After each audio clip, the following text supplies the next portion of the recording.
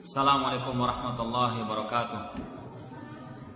Alhamdulillah wassalatu wassalamu ala Rasulillah wa ala alihi wa ashabihi wa man wala, amma ba'd.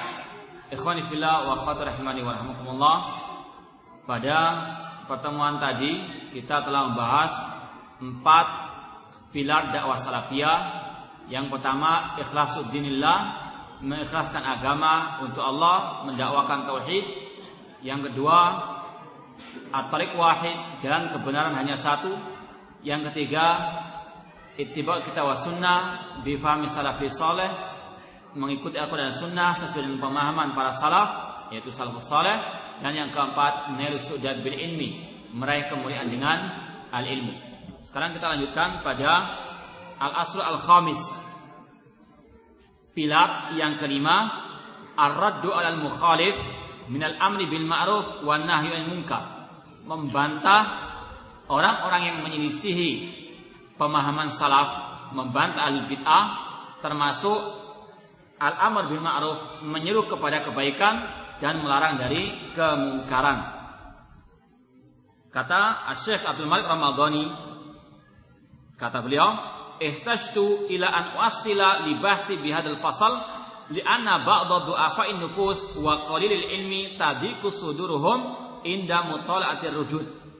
Kata beliau, aku membahas permasalahan ini dikarenakan orang-orang yang lemah jiwanya, yang sedikit ilmunya, itu terasa sempit dadanya ketika mendapati bantahan-bantahan Ahlus Sunnah wal Jamaah terhadap Ahlul Bid'ah.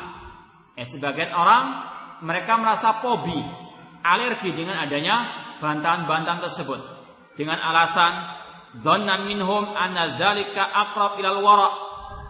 Mereka berujar bahwasannya termasuk al-wara' itu tidak membicarakan orang, tidak termasuk kesucian adalah tidak membicarakan orang, meskipun orang tersebut dai kesesatan, dai kepada kesyirikan ataupun kepada kebid'ahan, atau mengatakan itu adalah ghibah, menggunjing, sedangkan menggunjing itu dilarang.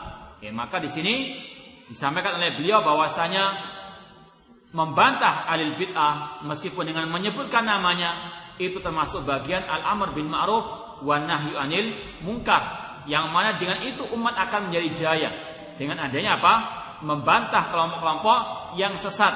Nanti akan dijelaskan bahwasanya sebelum kita melawan orang kafir harus dikuatkan dahulu kaum musliminnya, di antaranya dengan disatukannya mereka di atas Al-Quran dan Sunnah Rasulullah SAW sesuai dengan pemahaman para as-salafus saleh. Kemudian kata beliau, wa itlalatun syari'ah ala tarikhil ulama tunbika ala anna lam yakhlu asrun minal usur minar raddi alal mukhalif walau kana min khiratil muslimin.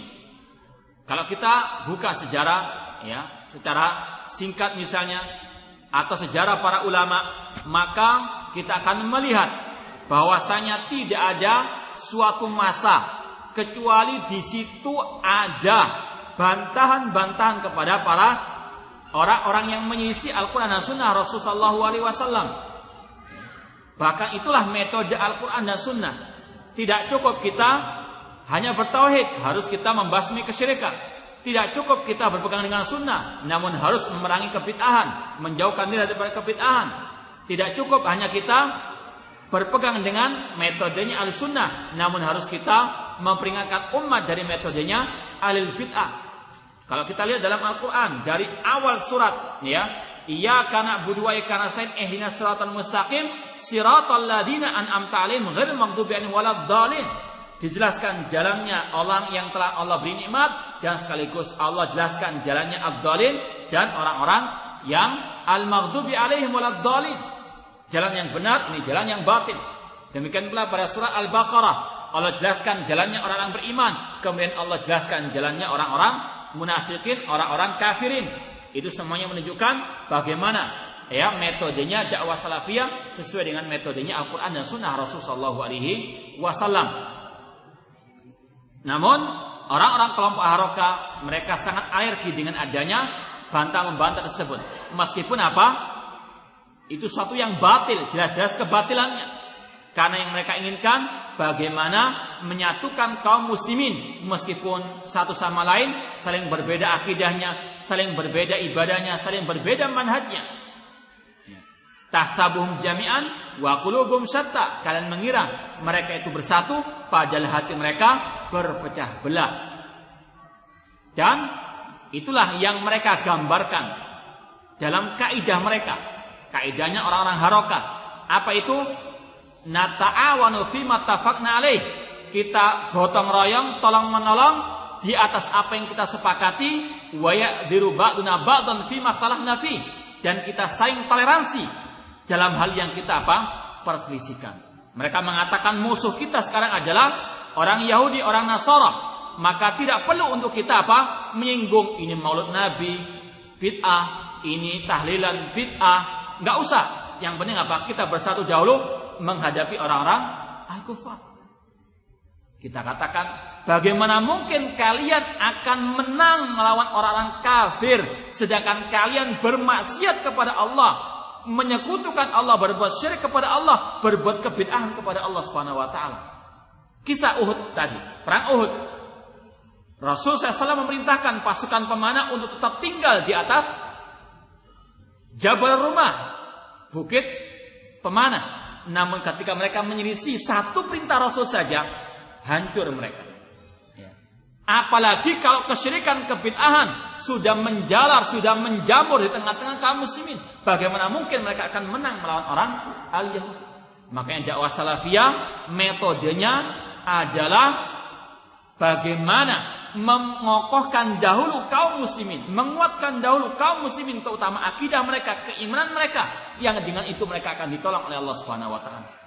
Wa a'iddu lahum masata'tum min quwwah. Persiapkanlah dari kekuatan yang kalian miliki, di antara kuwatul iman, kekuatan al-iman. Seperti dahulu Rasul menguatkan dahulu imannya para sahabat sebelum adanya jihad di jalan Allah Subhanahu wa taala. Tidak ada jihad pada waktu itu sebelum mereka betul-betul kokoh keimanan mereka kepada Allah Subhanahu wa taala.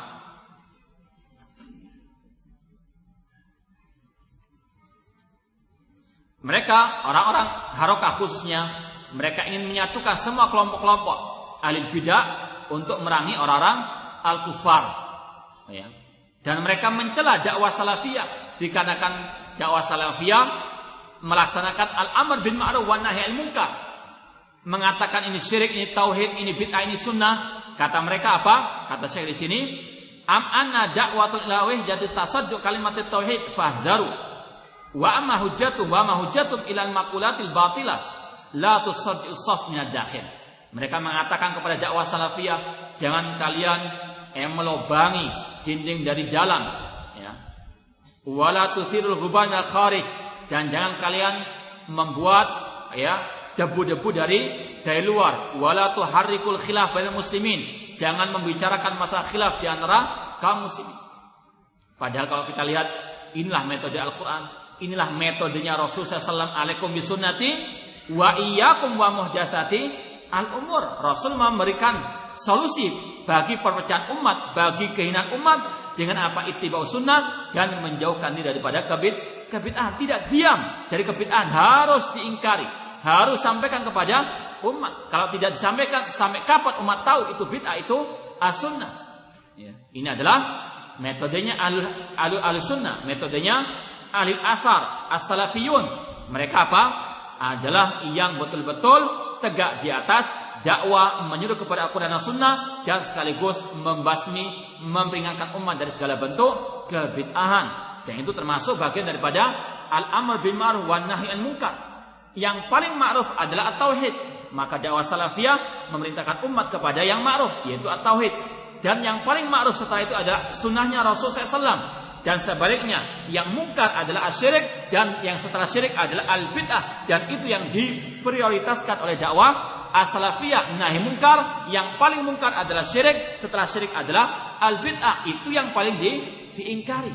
Dan itu termasuk sekali lagi minal amr bil ma'ruf wan nahyi anil munkar. Syekhul Islam Ibnu Taimiyah rahimahullah mengatakan, wada'i ilal bid'ah yastahiqul uqubah. Dai kepada kebid'ahan itu berhak mendapatkan sanksi. Wa taratan bil qatl. terkadang sanksi yang diberikan kepada ahli bid'ah itu dengan dibunuh, dipotong lehernya. Itu tentunya yang melakukan penguasa kaum muslimin. Kemudian kata beliau, kama fa'ala salaf, kama qatala salaf Ja'ad bin Dirham wa Jam bin Safwan wa Ghilan ad-Dimashq.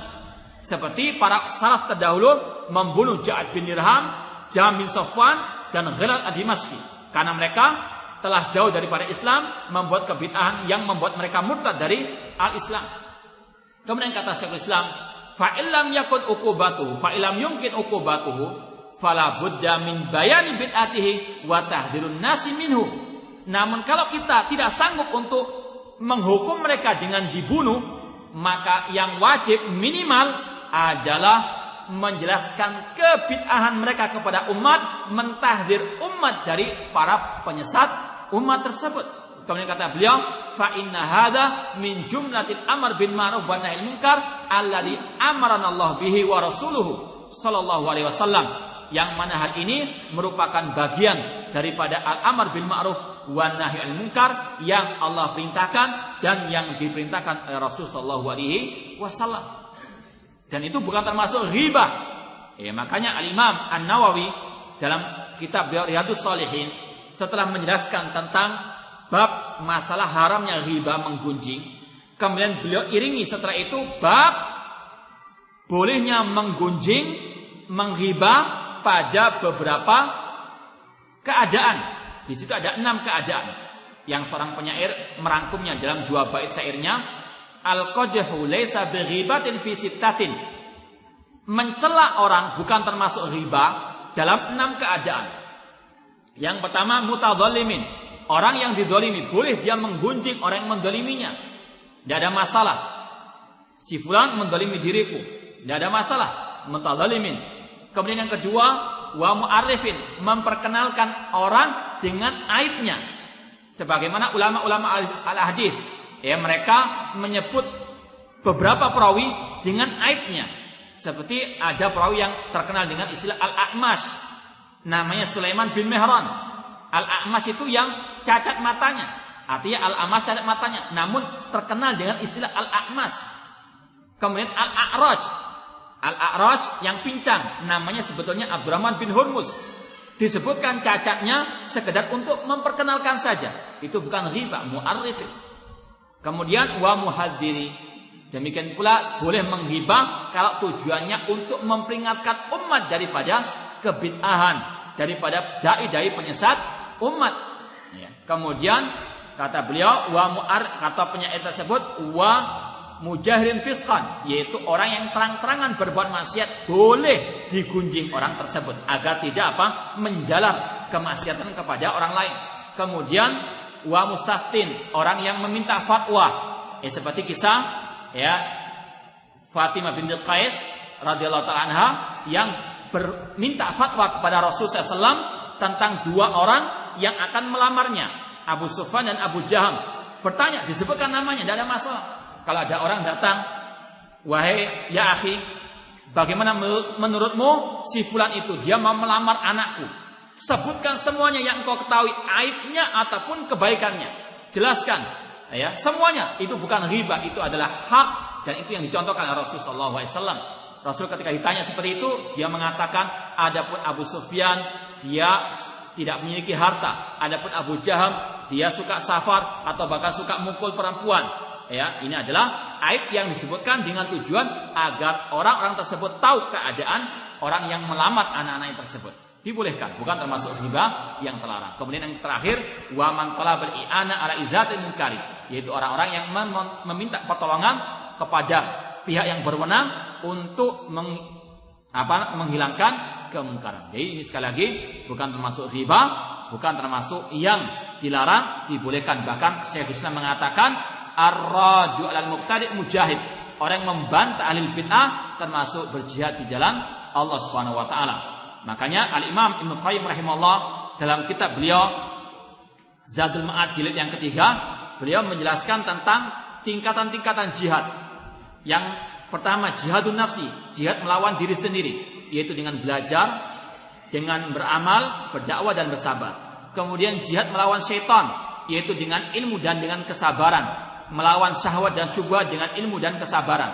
Yang ketiga, berjihad melawan orang kafir dan orang-orang munafikin dengan senjata dan dengan ilmu. Dan yang keempat, berjihad melawan pelaku kebid'ahan dan pelaku kemungkaran dengan tangan, dengan lisan, dan dengan hati. Ini semuanya sesuai dengan kemampuan. Artinya termasuk jihad di jalan Allah adalah membongkar kebid'ahan, membantah kelompok-kelompok yang sesat, membantah dai-dai penyesat umat. Itu termasuk bagian daripada jihad di jalan Allah Subhanahu wa taala. Bahkan ini yang paling dipentingkan oleh para as-salaf terdahulu. Ya. Di antaranya di sini dibawakan al-athar dari ulama salaf. Di antaranya seorang yang bernama Yahya bin Yahya mengatakan adzabbu anis sunnah afdalu minal jihad fi sabilillah. Membela sunnahnya Rasul lebih mulia daripada berjihad di jalan Allah Subhanahu wa taala. Kemudian qala Muhammad qultu Yahya ar-rajul yunfik malahu wa yut'ib nafsahu wa yujahid fa hada afdal minhu qala na'am bi katsir. Kalau ada orang yang menginfakkan hartanya, ya, mencurahkan tenaganya berjihad, apakah ini lebih afdal? Iya, yaitu yang membela sunnah Rasul sallallahu alaihi wasallam.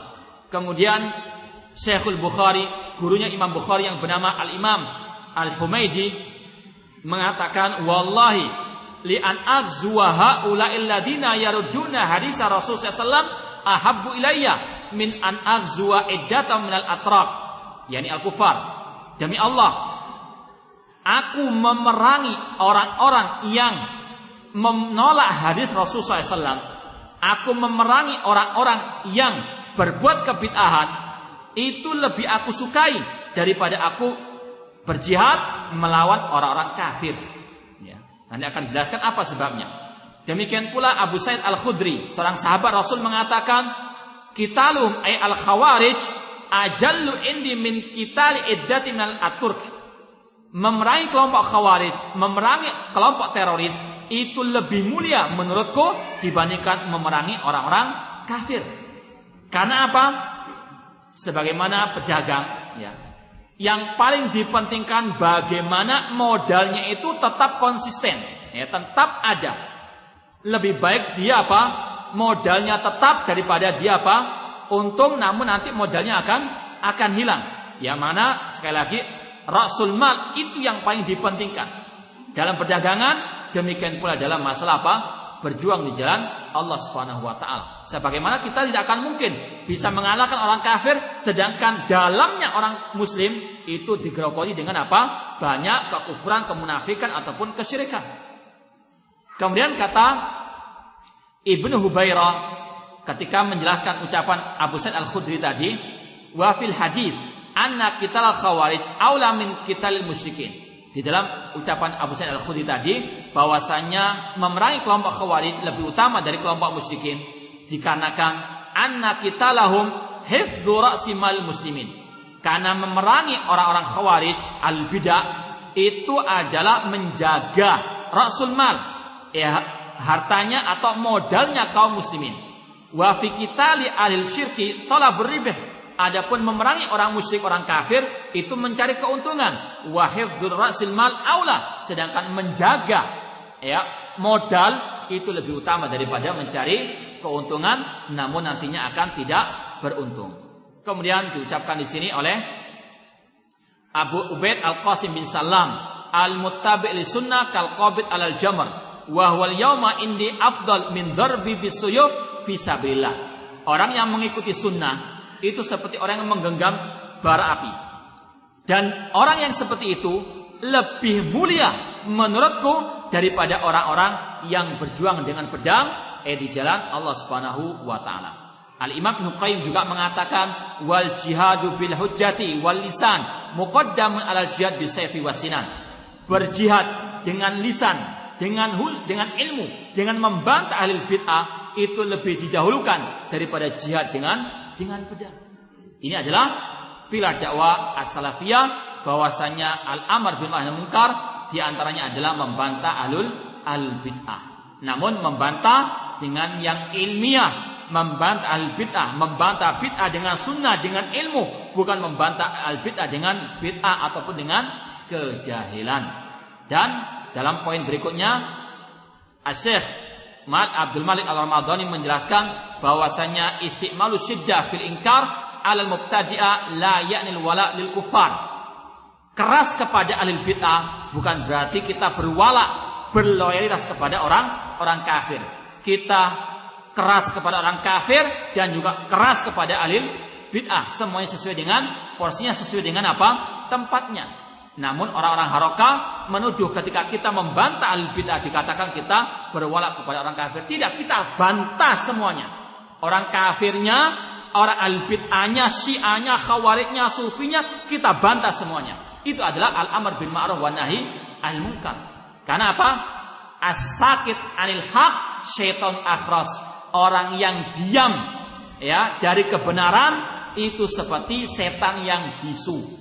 Atau orang yang diam dari kemungkaran, kebatilan, dari kebid'ahan, kesyirikan itu seperti setan yang bisu. Ya, naudzubillahi min dzalik. Kita sampaikan sesuai dengan apa yang telah dijelaskan oleh para ulama. Keras sesuai dengan porsinya, bukan ngawur. Itu adalah jalannya ahlu sunnah wal jamaah. Dan yang terakhir, al-aslus sadis at-tasfiyah wa tarbiyah. Di antara pilar dakwah salafiyah adalah at-tasfiyah wa tarbiyah. Ini masih kelanjutan dari al-amr bil ma'ruf wan nahi anil munkar. At-tasfiyah itu artinya memurnikan Islam dari kotoran yang menempel di dalamnya. Apa kotoran-kotoran yang menempel dalam Islam? Berupa kesyirikan, berupa kebid'ahan, berupa pendapat-pendapat yang nyeleneh, ataupun hadis-hadis yang palsu, atau tafsir-tafsir yang batil. Ini wajib untuk dihilangkan dari agama Islam, dari kaum muslimin, agar betul-betul kaum muslimin tahu Islam yang murni itu yang apa. Sebagaimana Rasul mengatakan tadi, tidak akan mungkin Allah mencabut kehinaan itu dari diri kalian sampai kalian kembali kepada agama kalian. Kita akan mungkin bisa tahu agama yang hak tanpa adanya at-tasfiyah, mengembalikan Islam ini kepada yang murni. Sebagaimana yang telah ditinggalkan oleh Rasulullah, lailuha kana hariha, malamnya seperti siangnya. Dan mentarbiyah, mendidik umat Islam di atas Islam yang putih bersih tersebut, yang tidak terkotori dengan kebid'ahan, kesyirikan ataupun hadis-hadis yang palsu. Itu adalah at-tasfiyah wa at-tarbiyah. Yang mana ini adalah metodenya Rasul sallallahu alaihi wasallam ketika beliau berdakwah. Allah Subhanahu wa taala mensifati bagaimana dakwanya Rasul sallallahu alaihi wasallam. Allah berfirman, "Huwallazi ba'atsa fil ummiyina rasulan minhum yatlu 'alaihim ayatihi wa yuzakkihim wa yu'allimuhumul kitaba wal hikmah wa in kanu min qablu fi dhalalin mubin." Dialah Allah yang mengutus kepada orang-orang yang ummi seorang rasul. Apa tugas rasul tersebut? Yatlu 'alaihim ayatihi, membacakan kepada mereka ayat-ayat Allah, wa yuzakkihim, mentazkiyah, membersihkan mereka, mentasfiyah mereka dari kesyirikan terutama, dan wa yu'allimuhumul kitab wal hikmah, kemudian mentarbiyah mereka, mengajarkan kepada mereka Al-Qur'an dan As-Sunnah. Itu metodenya Rasul, dan itulah dakwah salafiyah, at-tasfiyah wa tarbiyah, yuzakkihim wa yu'allimuhumul kitab wal hikmah.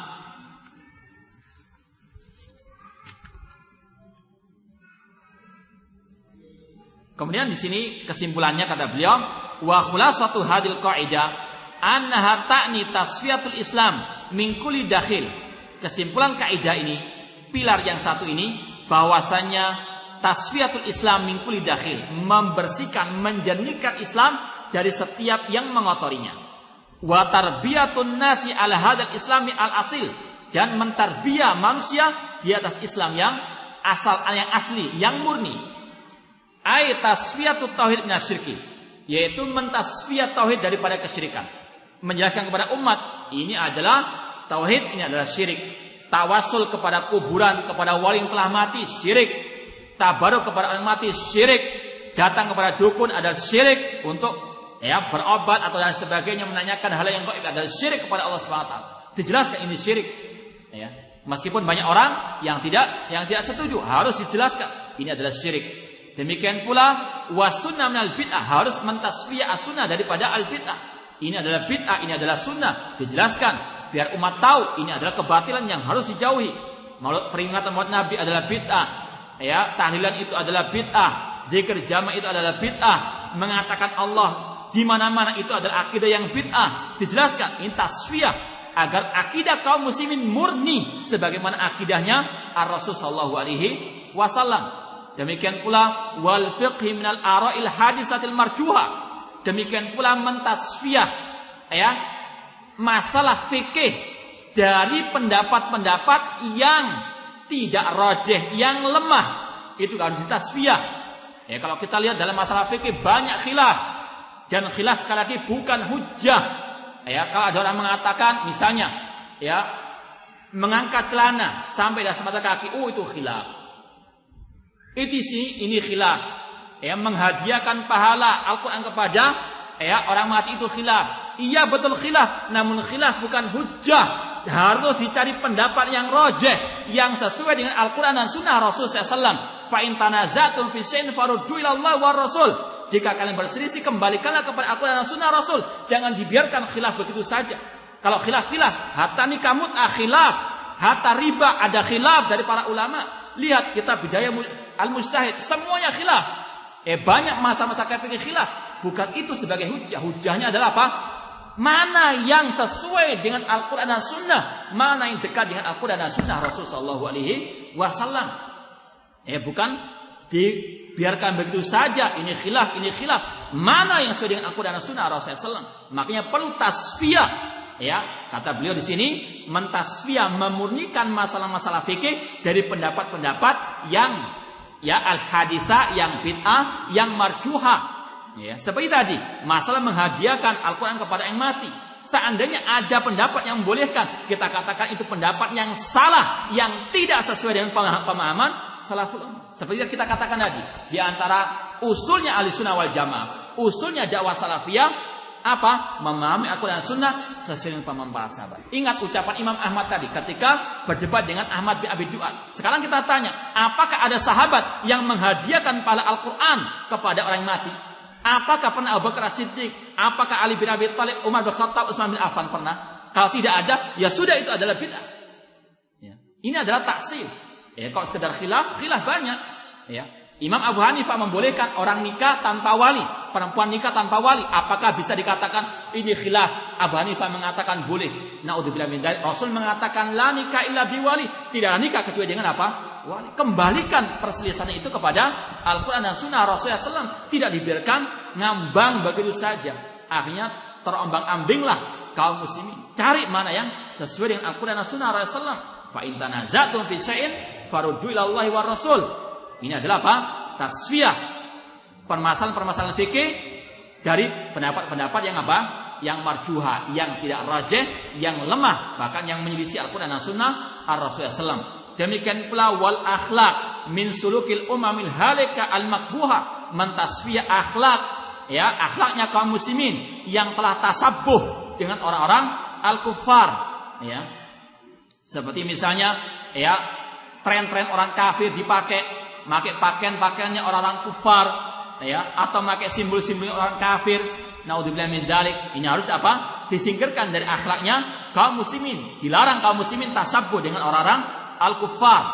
Demikian pula mentasfiyah al-ahadisin nabawi as-sahihah minal ahadisil makdzubah al-maftuhah, yaitu mentasfiyah hadis-hadis yang ya dhaif, yang maudhu, yang palsu. Membedakan ini yang sahih, ini yang dhaif, ini yang maudhu, ini yang boleh dijadikan hujjah, ini yang tidak boleh dijadikan hujjah. Demikian pula dalam tafsir, ada tafsir-tafsir yang batil, harus disingkirkan dari kaum muslimin, atau kitab-kitab tafsir seperti kitab tafsir fi Dhilalil Quran yang dikarang oleh Said Qutb harus ditasfiyah, dijauhkan umat darinya. Ya, artinya itulah tasfiyah, mentasfiyah, memurnikan Islam dalam segala bidangnya, dalam masalah akidah, ibadah, muamalah, akhlak, ya, dakwah dan sebagainya harus ditasfiyah, mana yang hak, mana yang batil. Kemudian kata beliau di sini, barang siapa yang menginginkan untuk lebih terperinci masalah ini, maka silahkan lihat kitab yang dikarang oleh Syekh Ali bin Hasan Al-Halabi Al-Athari, yaitu Tasfiyah wa Tarbiyah. Ya, saya rasa cukup sekian apa yang kita bisa sampaikan pada pertemuan kali ini. Mudah-mudahan bermanfaat dan semoga Allah menghidupkan kita dan mewafatkan kita di atas tuntunan Rasul dan para sahabat Ar-Rasul sallallahu alaihi wasallam.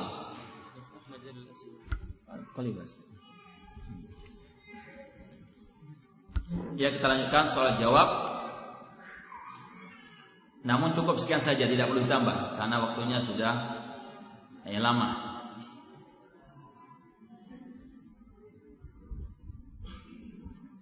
Bolehkah mengutamakan tetangga yang jauh tapi mengenal sunnah dalam bersedekah daripada tetangga dekat yang maksiat dan suka kebid'ahan?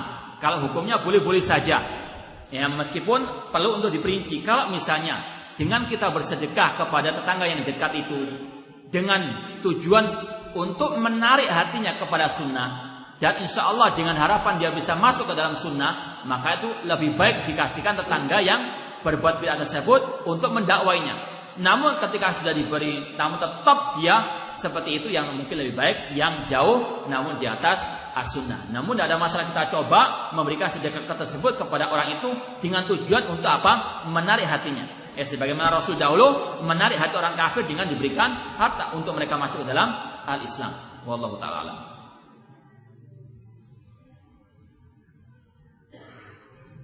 Apa yang menjadi barometer kebencian para tokoh-tokoh sehingga dakwah Syekh, ini salah menulisnya, Syekh Abdullah bin Abdul Wahab, ini salah. Siapa? Muhammad bin Abdul Wahab rahimahullah ta'ala. Begitu dibenci di negeri kita ini.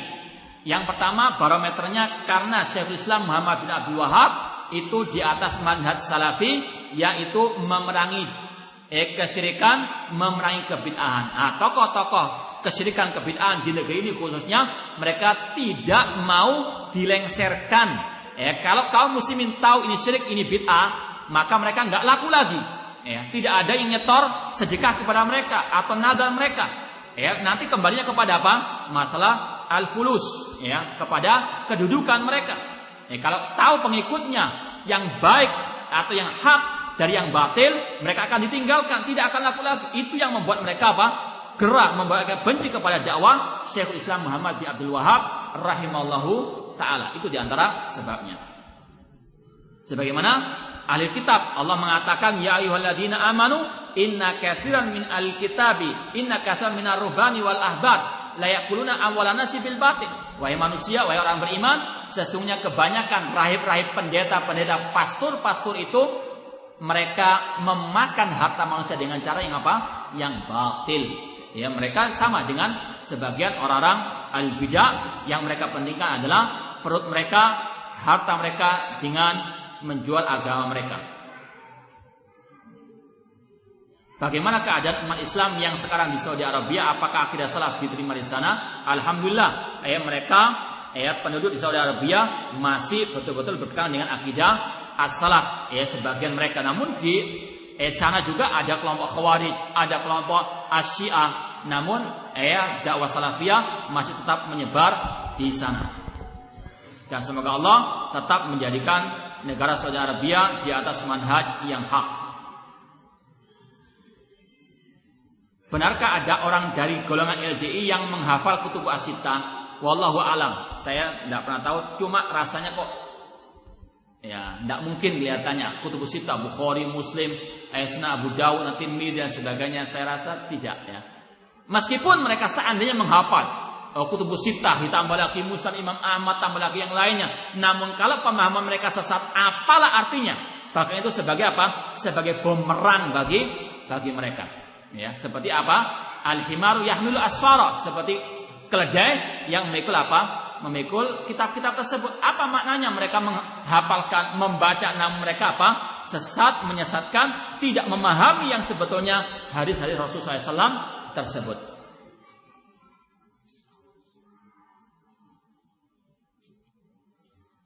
Bolehkah kita sholat tahajud berjamaah sama istri, dan kalau boleh bacanya sir atau jar? Dibolehkan pakai dengan jar sebagaimana kisah Rasul dengan Abdullah bin Abbas radhiyallahu anhuma sholat berjamaah pada waktu sholat malam.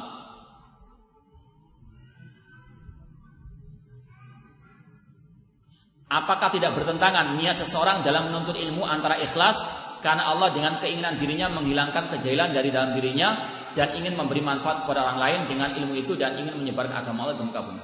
Bahkan di antara makna ikhlas dalam belajar ilmu agama, kalau niatnya untuk menghilangkan kejahilan dari dirinya, untuk mendakwahkan ilmunya tersebut. Itu di antara tanda orang itu ikhlas. Yang tidak ikhlas itu kalau belajar ilmu agar dikatakan seorang alim, agar dia mendapatkan kedudukan atau harta, maka itu termasuk yang tidak ikhlas dan ancamannya berat. Man ta'allama ilman mimma yubtagha bi wajhillah la yata'allamu illa li aradin dunya lam yajid rihal jannah. Barang siapa belajar ilmu agama yang selayaknya dia tujukan untuk Allah, namun dia mencarinya untuk mendapatkan bagian dari dunia, maka dia tidak mencium bau surga. Naudzubillah min dzalik.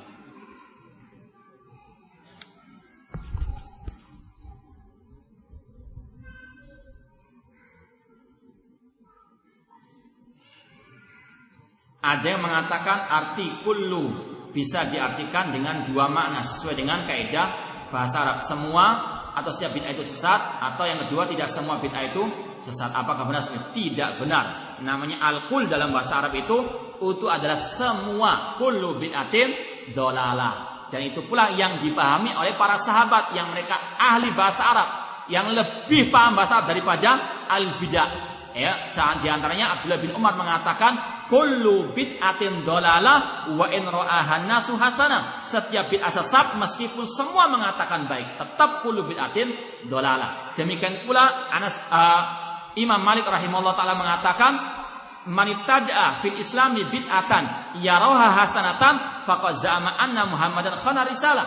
Barang siapa berbuat kebid'ahan dan dia anggap bid'ah itu baik, maka dia telah menuduh Rasul mengkhianati risalah. Beliau tahu bahasa Arab, beliau paham bahasa Arab dan ahli bahasa Arab, dan beliau mengatakan semua bid'ah itu sesat, tidak ada yang hasanah.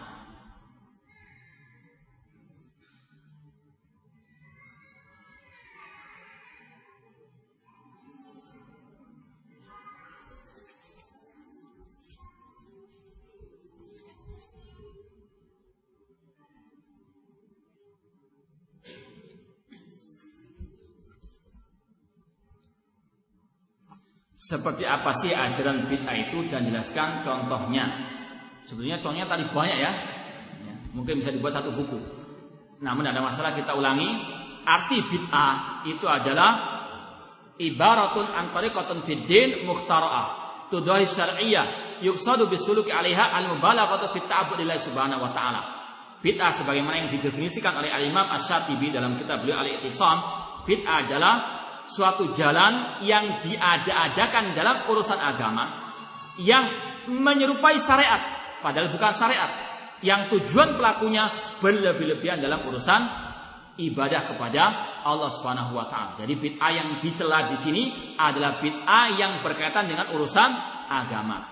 Adapun ya seperti misalnya teknologi yang baru, adanya HP, iPod atau yang lainnya, atau internet, itu bukan termasuk bid'ah yang tercela. Namun itu adalah bid'ah dalam urusan dunia yang ya tentunya sebagaimana senjata memiliki dua mata, ya pisau atau dua mata senjata yang bisa digunakan baik dan yang jelek. Itu bukan pembahasan kita. Bid'ah dalam urusan dunia. Yang kita bahas, yang dibahas oleh Rasul adalah bid'ah dalam urusan agama.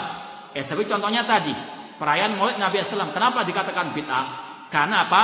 Ini adalah bagian yang mereka sandarkan kepada agama, yang kelihatannya serupa dengan agama dan tujuannya berlebihan. Kenapa dikatakan berlebihan? Karena tidak pernah dicontohkan oleh Rasul SAW.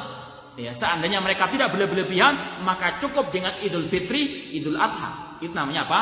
Bid'ah yang tercela, bid'ah yang sesat. Seperti tadi peringatan Maulid Nabi SAW. Seperti contohnya tadi, yaitu apa? Menghadiahkan pahala Al-Fatihah. Ya, Al-Fatihah ila Hadratis Mustafa sallallahu alaihi wasallam, ila Abdul Qadir Jailani, Al-Fatihah. Ini adalah bid'ah. Kenapa? Tidak pernah dicontohkan Rasul, para sahabat Rasul, Abu Bakar, Umar ataupun yang lainnya. Itu adalah arti bid'ah. Contohnya ya kalau kita lihat di negeri kita ini, orang yang baru lahir sampai mati, setelah mati bid'ahnya semuanya ada. Bid'ah pada waktu kelahiran ada, bid'ah pada waktu orang itu ya umur 2 bulan, 3 bulan sampai dia mati, semuanya rentetannya apa? Ada bid'ahnya. Ya. Ini adalah keadaan kaum muslim. Makanya perlu tasfiyah wa tarbiyah ya, agar umat betul-betul bisa menjadi umat yang jaya. Wallahu ta'ala. Mudah-mudahan apa yang kita sampaikan bermanfaat, dan mohon maaf kalau ada pertanyaan yang belum kita jawab karena keterbatasan ilmu dan keterbatasan waktu, dan semoga Allah Subhanahu wa taala memberikan kepada kita keistiqomahan untuk kita tetap di atas manhaj as-salaf sampai akhir hayat kita nanti. Aku qouli hada wa jazakumullahu khairan katsiran atas perhatiannya. Wassalamualaikum warahmatullahi wabarakatuh.